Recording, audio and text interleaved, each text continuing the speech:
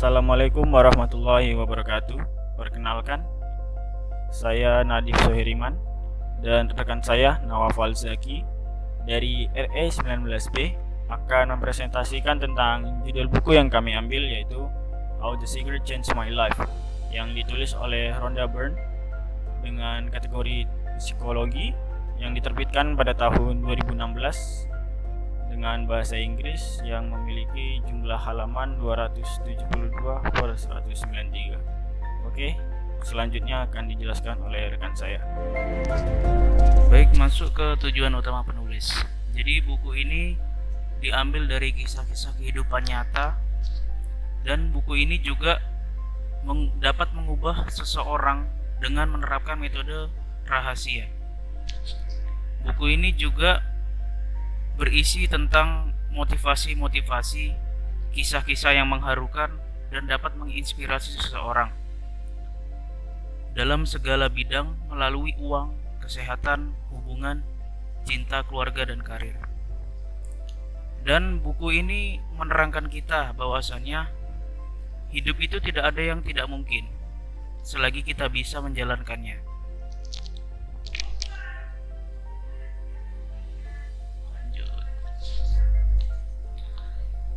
Baik, masuk ke mind map.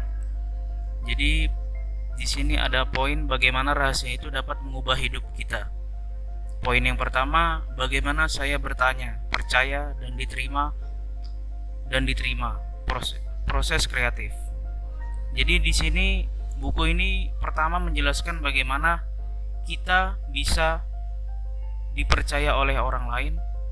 Kita dapat bertanya, baik bertanya kepada yang tua dan yang bagaimana yang muda, dan bagaimana kita itu bisa dapat menghasilkan kreativitas di berbagai hal, baik dalam sekolah, baik dalam kehidupan, baik dalam bermusyawarah sekalipun. Kedua, bagaimana saya menggunakan rahasia untuk kebahagiaan. Jadi di dalam buku ini menjelaskan bagaimana kebahagiaan itu dapat tercipta dari rahasia-rahasia, baik rahasia kehidupan tersebut ataupun rahasia-rahasia yang lainnya. Ketiga, bagaimana menggunakan rahasia untuk menerima kekayaan. Jadi kekayaan itu bukan semerta-merta hanya uang. Jadi kekayaan itu ada berupa kesehatan juga, ada berupa jasmani juga, rohaninya juga, dan kekayaan-kekayaan yang lain. Keempat, bagaimana menggunakan rahasia untuk merubah hubungan. Jadi di dalam buku ini bagaimana menghasilkan hubungan yang istilahnya harmonis. Hubungan-hubungan yang tidak baik itu di situ dapat dipecahkan, bagaimana agar menghasilkan hubungan-hubungan yang baik, baik dalam bersaudara atau berkawan, mungkin berhubungan suami istri dan yang lainnya. Kelima, bagaimana cara mengubah rahasia bagaimana cara menggunakan rahasia untuk kesehatan. Sebagaimana tadi di poin yang ketiga, jadi kekayaan itu bisa berupa kesehatan juga. Yang keenam, bagaimana saya menggunakan rahasia untuk karir saya. Jadi di dalam poin ke-6 ini, bagaimana ia dapat berperilaku positif, mengabaikan suatu hal yang negatif. Jadi bagaimana kita dapat berpikir bahwasannya segala hal itu tidak pasti negatif. Jadi kita dapat berpikir positif dulu sebelum kita memikirkan hal negatif. Ketujuh, bagaimana saya menggunakan rahasia untuk mengubah kehidupan. Jadi di situ ada bagaimana kunci untuk mengubah kehidupan Anda. Jadi misalnya ada yang merasa sengsara, ada yang merasa bahwasannya putus asa dalam kehidupan. Nah, di dalam buku ini ada bagaimana caranya kita dapat mengubah kehidupan kita agar lebih baik lagi. Baik, masuk ke isi buku secara umum. Jadi buku ini menjelaskan bagaimana rahasia itu dapat merubah kesehatan kita, kekayaan, kesempurnaan pasangan, karir yang sempurna, pernikahan, dan hubungan yang dipulihkan. Jadi buku ini menjelaskan bahwasannya segala hal itu pasti memiliki rahasia. Dan rahasia-rahasia tersebut itu harus kita cari. Bagaimana kita bisa menciptakan dan bagaimana juga kita bisa menciptakan suatu hal-hal yang berbau positif dari rahasia tersebut. Dan juga di dalam buku ini menjelaskan banyak orang-orang yang berpikir bahwasannya kita tidak bisa merubah apa yang sudah ditakdirkan, sementara ada yang bisa dirubah dan ada juga yang tidak bisa dirubah, seperti mati, rezeki. Nah, itu sudah tidak bisa dirubah lagi. Dan juga dalam buku ini rata-rata orang berkata tidak mungkin. Tetapi orang-orang ini tidak tahu apa-apa. Bahwasannya rahasia-rahasia tersebut itu dapat mengubah, dapat menjadikan hal yang tidak mungkin menjadi mungkin. Dengan semangat seperti di mind map tadi, ada 7 poin. Seperti halnya 7 poin tersebut, maka kita akan mendapatkan kehidupan yang layak, sebagaimana layaknya manusia itu hidup. Dilihat dari kisah-kisah yang ditunjukkan bahwa tidak peduli siapapun Anda, dimanapun Anda berada, Anda dapat menggunakan rahasia untuk menciptakan apapun yang Anda inginkan. Pada buku ini kita diajarkan bahwa tidak memandang siapapun kita, apa derajat kita, dari mana kita dilahirkan,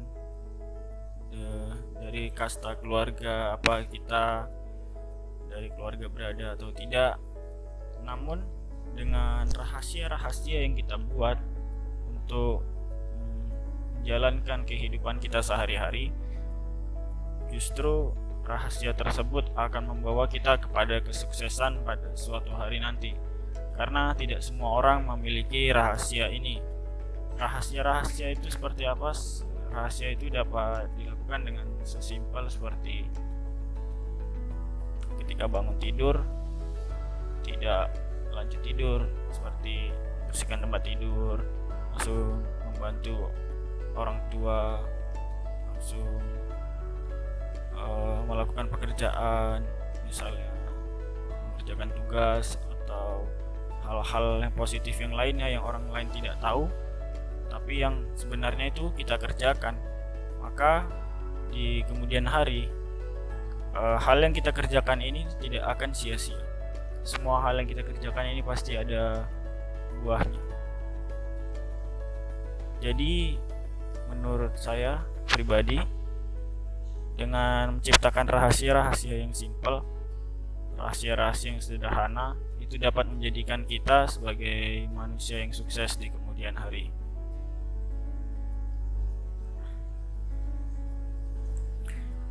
Selama bertahun-tahun saya telah mampu mewujudkan semua keinginan saya. Daftar yang tampak tidak pernah berakhir, tapi tanpa ragu mendengar dari orang-orang tentang cara ajaib mereka telah mengubah hidup mereka sendiri.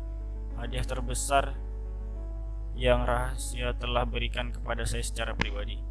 Nah, di sini dijelaskan juga pada buku, impian-impian kalian sejak kecil, impian-impian kalian yang tidak terpikirkan sedikit pun akan tersampaikan, maka ini akan terwujud dari rahasia-rahasia yang kalian buat itu, rahasia-rahasia yang kalian lakukan tanpa harus mengumbar-ngumbar di media sosial, tanpa harus mengumbar-ngumbar kepada orang.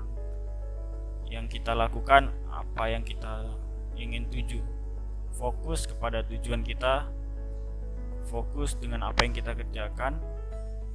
Jangan mikirkan perkataan orang lain, jangan mudah terpengaruh oleh orang lain. Di buku ini kalian akan diajarkan untuk berpendirian teguh kepada rahasia-rahasia kalian. Suatu ketika ada orang yang menjudge kalian, maka kalian sudah siap dan tidak akan terpikirkan oleh kalian untuk mengesampingkan semua hal-hal yang kalian lakukan sebelumnya. Itu tidak akan kalian lakukan, tapi kalian akan tetap melakukan apapun yang orang bilang, dan kalian akan yakin suatu hari itu akan berbuah manis, akan menjadi impian yang terwujud. Dan jika Anda percaya dengan hal itu, Anda yakin dengan hal itu, semua itu pasti dapat tercapai dengan kerja keras yang kalian lakukan. Kesimpulan buku ini adalah seseorang yang dapat merubah hidupnya melalui tidak memikirkan diri sendiri secara negatif dan menjalani hidupnya dengan bersyukur atas apa yang telah dimiliki. Banyak orang pada zaman sekarang ini lebih memilih untuk membandingkan hidupnya dengan hidup orang lain, seperti wah, mengapa saya bisa seperti ini, hidup saya susah, serba kekurangan, bahkan untuk makan sehari-hari saja susah. Melihat teman-teman yang berkecukupan, makan mereka enak, mereka dapat fasilitas dari orang tua mereka, tapi di dalam buku ini kalian tidak diajarkan untuk seperti itu, tidak dianjurkan untuk seperti itu.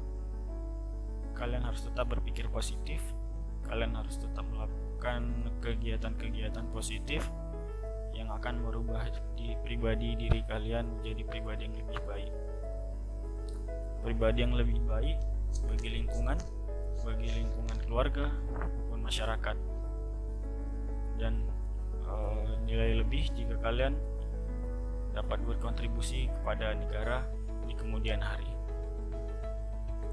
Kesan yang saya dapat dari buku ini adalah tetap jalani hidup walaupun Anda beranggapan sebagai beban keluarga, karena roda itu terus berputar. Di sini saya mempunyai kutipan dari internet yang mirip-mirip, yang saya rasa ini gambaran dari seluruh buku yang telah saya baca sebelumnya. Barang siapa yang bersungguh-sungguh, maka ia akan mendapatkan. Jika kita bersungguh-sungguh, hal-hal yang tidak dapat kita raih pasti dapat kita raih. Jika tidak 100% kita mendapatkannya, pasti ada 80% kita mendapatkannya jika kita bersungguh-sungguh. Karena rencana Tuhan itu adalah rencana yang terbaik daripada rencana manusia. Karena Tuhan lebih tahu apa yang kalian butuhkan daripada apa yang kalian inginkan. Oke, mungkin segitu saja presentasi dari kelompok kami. Kurang lebihnya mohon dimaafkan. Mungkin masih banyak kekurangan, kedepannya akan kami perbaiki. Saya Nadif Soheriman dan rekan saya Nawafal Zaki pamit undur diri untuk mengakhiri presentasi dari buku yang kami ambil. Terima kasih.